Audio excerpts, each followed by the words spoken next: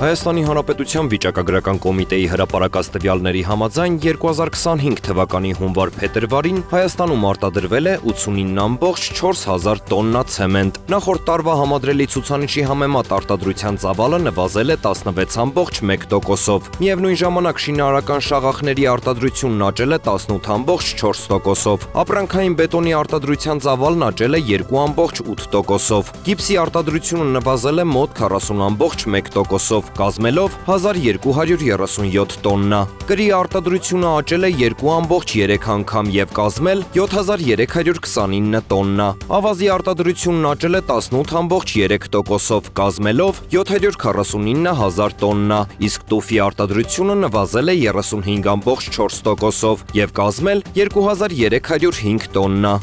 2025 թվականի մարտի 1-ի դրությամբ տարածքային կենտրոններում հաշվառված աշխատանք փնտրողների թիվը կազմել է 55,500 մարդ։ 2025 թվականի մարտի 1-ի դրությամբ միայն հունվար եւ փետրվար ամսվա ընթացքում տարածքային կենտրոններում խորհրդատվություն է ստացել 6000 աշխատանք փնտրող։ Աշխատանքի եւ զբաղվածության օրենսդրության, մասնագիտական կողմնորոշման, զբաղվածության ծրագրերի, աշխատանքի փոփոխման եւ այլ հարցերով։ Տարածքային կենտրոնները համագործակցել են 16000 գործատուի հետ, որոնցից հավաքվել է 1214 չկրկնվող թափուր աշխատատեղ։ Դրանցից 166-ը նոր ստեղծված աշխատատեղեր են։ Աշխատանքի է տեղավորվել 1342 աշխատանք փնտրող, 821-ը կին, 281-ը երիտասարդ, 14-ը հաշմանդամություն ունեցող անձ։